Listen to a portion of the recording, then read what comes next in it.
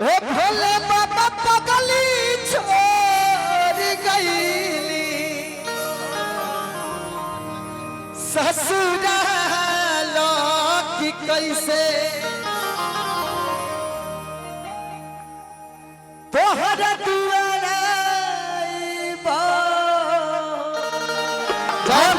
भक्त जाके बाबा के दरबार में कहता है बाबा ए भोले बाबा यही आवाज भैया हिट भइल रहे कि पगली छोड़ गई ससुराल की कैसे तोहरा दुआरा जइतो देखिए लेकिन चले के बाद मनीष बाबू हमने के आइल वाली अभी के भैया ये गाना सुननी एक बार हाथ उठा दी एक बार छोट भाई के लिए हाथ उठा दी अगर गाना सुननी है तो हमरो के विश्वास है कि हां कोई वैशाली जिला के दोनों लड़के बा बढ़त आगे अब लगत रहे कि हमरा हां अब सपोर्ट करता फैमिली ई गाना में हम भले कोरस कइले रही गाना के बोल रहे भैया हां तोहरे रहे तने उठा दो बड़ी भाव लागल भंगिया धतुरवा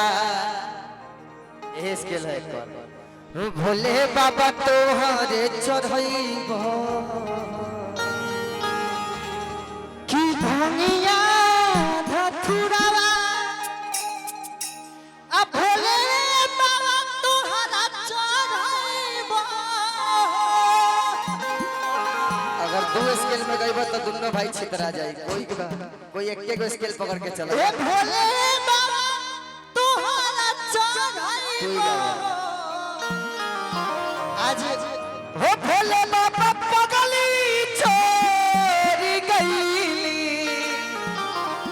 यही कारण है कि ससुराल की कैसे तोहरा दुआरा जइतो अरे गजब YouTube चैनल चलता है फुलटून कॉपीयर देखी हां मार लेवा सबके सपोर्ट लेके चले के बाद और जे भी पब्लिक हमके देखता सबके शिवा बाबू के जैसे प्रणाम करता और रउआ प्यार दुलार आशीर्वाद बनाई रखी आवो क्या कहत है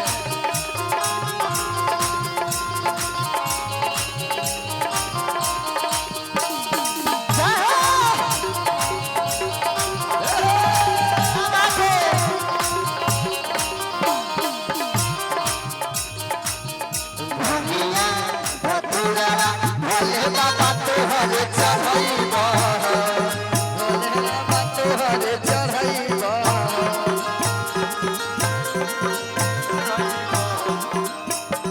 भंगिया धतुरवा भोले बाबा तोहरे चढ़इबो भोले बाबा तोहरे चढ़इबो अब लइकवा के दिल टूटल बा लइकवा कहता कि भाषा बात है पिछले सावन में जब हम आइल रहनी अरऊ दुआर तो दोनों जनी साथे आइल रही आई सावन में ऐसा कई करिश्मा कइल है बाबा उ पगली भी ना कैसे दोनों पगला जी पाई कर शादी हो गई रही हमारा पगला बतावा कैसे आई तोरा द्वारी बड़ा भाव से कहत लइक बात ओ भोले बाबा पगली छोड़ गई ससुराल तोहरा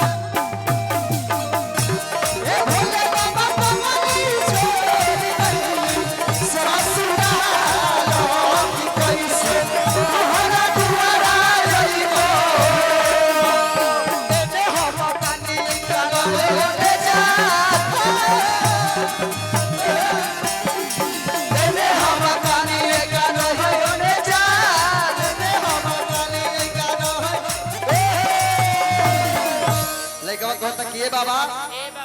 किए ने हम कनिया की कानो हयो ने जा अब भक्त जाके भोले बाबा के भिड़ी कहता कि ए बाबा कोनो करिश्मा करी कि कैसन की सबाती समझ गया कैसन की सबाती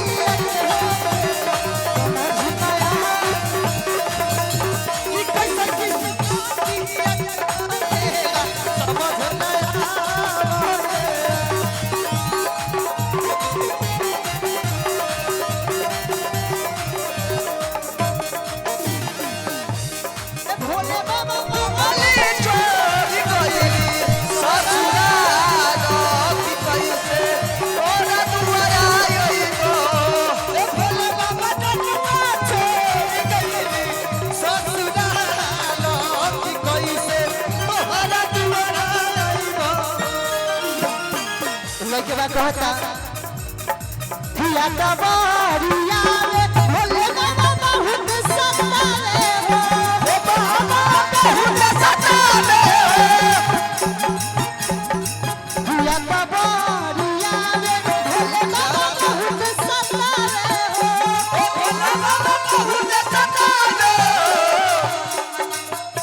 ए भोले बाबा पगली छोड़ गई ससुराल की कैसे ना दुआरा जाइए ए भोले बाबा पगली छोड़ गई ससुराल की कैसे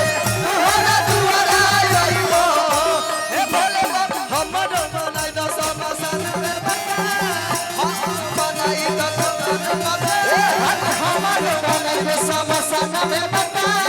हमारो बनाई द समसान में बता और भक्त के कहता कि ए बाबा तनी हमरो पे ताक कि कैसन की समाधि अके हो खेला कि समझ ना आवो है राम कि कैसन की समाधि अके हो खेला समझ ना कैसन की समाधि अके हो खेला समझ में आवे तो जान कैसन की समाधि अके हो खेला समझ में आवे तो जान